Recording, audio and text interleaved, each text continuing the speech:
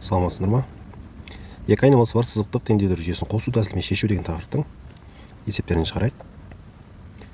Номері 1261 есептің екіншісін көрсетейік.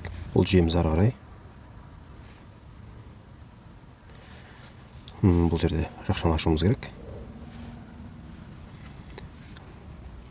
7x қосылған 9y азайтылған 14 қосу y азайтылған 5x азайтылған 11 қосылған 3 болады, тең 0. Ал астындағы теңдеуден 11x қосылған y азайтылған 9 қосылған 4y азайтылған 9x азайтылған 7 тең 0 болады екен. Бұдан ары қарай ұқсастарын біріктіреміз. 7x минус 5x 2x болады. 9y пен қосу y бар екен. Ол бізде 10y болады. Ал енді сандарын біріктірейік. Минус 14-ке минус 11 қосылып, минус 25 болады. Оған 3-ті қоссақ, минус 22 болады екен. Тең 0. Әрі қарай 11x минус 9x'іміз бізде 2x'ті береді. Y-терді біріктіретін болсақ, y-ке 4y қоссақ 5y болады. Ал енді сандарын біріктірейік. Бұл жерде минус 9 минус 7 екеуі қосылып кетіп, минус 16 болады. Тең 0. Осы тұрған жерден азайтып жіберсек те болады екен. 2x-тан 2x-ті азайтқан кезде екеуі жойылып кетеді. 10y-ден 5y-ті азайтсақ 5y қалады. Минус 22-ден азайтамыз минус 16-ны, сонда минус 6 болады, тең 0. Y тең болады. Ал 5y тең болады 6-ға. Y тең болады 1,2. Бізде y-дің мәнін қоя саламын. Сол кезде x-дің мәнін шығатын болады. 2x қосылған 5 көбейтілген y-дің орнына мен 1,2-ні қоямын. Азайтылған 6 тең 0. 2x қосылған 5-ті 1,2 көбейтсек 6-ға тең. Минус 16, ол бізде минус 10 болады, тең 0. 2x тең болады 10-ға, x тең болады 5-ке. Жауабына бірінші x-тің мәнін жазылады, ол 5.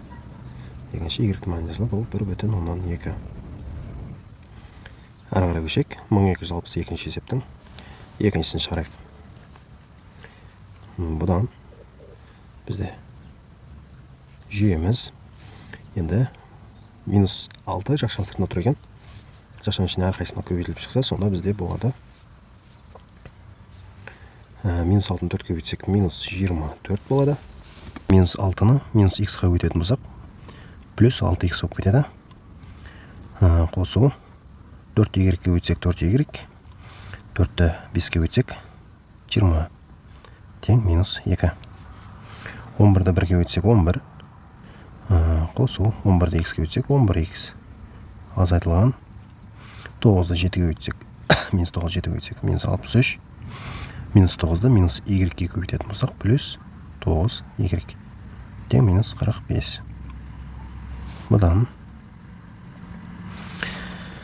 ұқсастарын біріктірейік. 6x-ке ұқсас жоқ екен, 6x-тің өзі жазылсын. 4y-ге де ұқсас жоқ екен, 4y минус 24 плюс 20 бізде ол минус 4-ті береді. Минус 4 екінші жағына өткен кезде минус 2 плюс 4 болып өтеді. Ал енді астындағы теңдікте 11x қосылған 9y. Енді 11-ден 63-ті азайтатын болсақ, минус 52 болады. Минус 52 екінші жағына қосу өтеді. Сонда минус 45 қосу 52. Әрі қарай бұдан теңдеуіміз, теңдеулер жүйесі 6x қосылған 4y тең болады. Минус 2-ге 4 ауызатын болса, ол 2 азайтылып кетеді.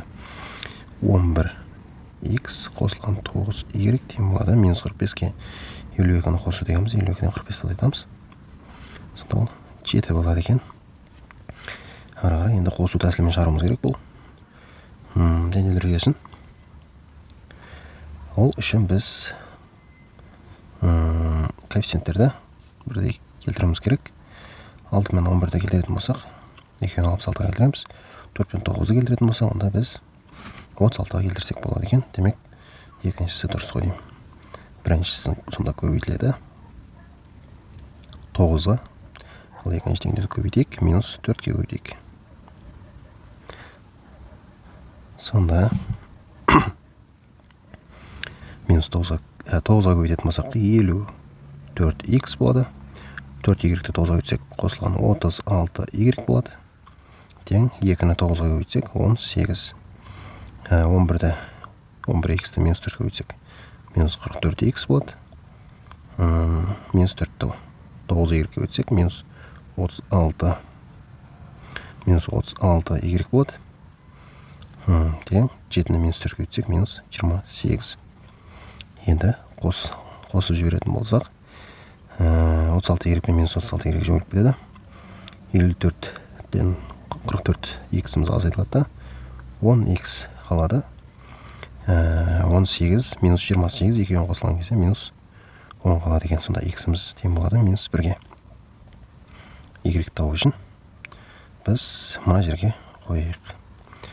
X-іміздің мәні белгілі екен. Сонда 6 көбейтілген минус 1. Мына минус 1-ді қойып отырық. Қосылған 4y тең болады 2-ге. 4y тең болады 2. Минус 6-ны минус 1-ге көбейтетін болсақ, минус 6, ол екінші жаққа плюс 6 болып өтті. 4y-іміз сонда тең болады 8-ге. Y тең болады 2-ге. Жауабына бірінші x-дің мәні жазылады, ол минус 1. Және y-дің мәні 2 жазылады. Келесі 1263-тің екіншісін шығарайық. Бұл жерде бірден ортақ бөлімге көбейтіп жібергеніміз дұрыс. 4 пен 3-ке ортақ бөлім болатын санымыз ол 12. 12-ні 4-ке бөлетін болсақ 3-тен, 12-ні 3-ке бөлетін болсақ 4-тен, ал минус 4-тің бөлімі жоқ болғандықтан ол 12-ге көбейтілетін болады. Ал екінші бөлшекті бұл жерде 14 пен 10-ға еселік болатын енгіш сан 70. 70-ке көбейтетін болсақ, бірінші бөлшекке 10-нан алымына толықтауыш көбейші. Екінші бөлшекке 14-тен тиеді. Ал 0-ге 70-тен. Енді бұны жазатын болсақ ары қарай. 3-ті 7x-қа көбейтсек, 21x. Қосылған 3-ті y-ге көбейтсек, 3y. Азайту. 4-ті 13-ке көбейтетін болсақ,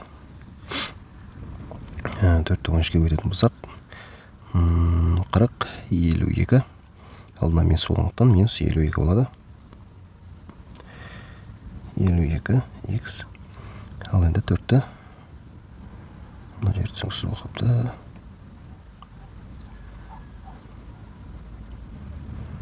Бұл жерде y болу керек негізі. Көбейткен кезде 4-ті y-ге көбейтетін болсақ 4y, алдында мына минуспен бізде плюс 4y болып кетеді. Тең болады минус 4-ті 12 көбейтсек минус 48. Ары қарай 10-ды x-ға көбейтетін болсақ 10x, 10-ды 6y-ге көбейтетін болсақ плюс 60y. Азайтылған 8-ді 14-ге көбейтетін болсақ 112x, 14-ті 3-ге көбейтетін болсақ 42. Алдында мына минуспен плюс 42 y болады. Тең 70 0-ге көбейтетін болсақ, ол 0-ге тең болады. Әлі қоспай тұратын сияқтымыз. Тағы да қашанда болайық. 21x-ке x-тен азайтатын болсақ, 52x-ті 31x минус 31x болады.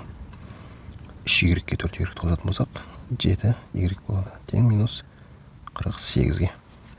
10x-тен 112x азайтатын болсақ, минус 102x.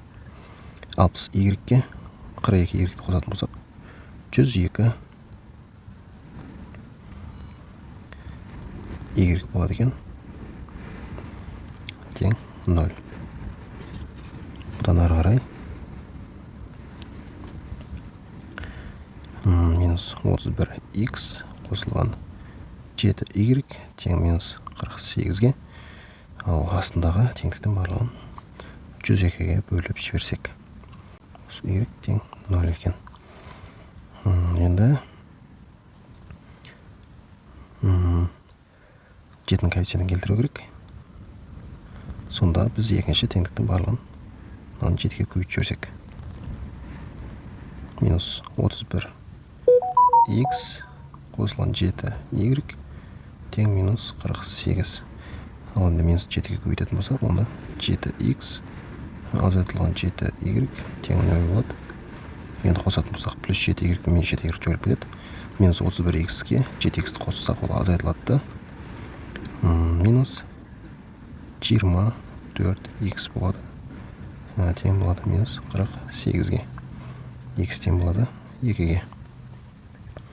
Ал енді y мәнін табу үшін мына жерге қоя салуға болады. Сонда минус 2 плюс y тең 0 болатын болса, y тең болады 2-ге. Жауабы 2-де 2 болады екен. Номер 1264-тің екіншісін шығарайық.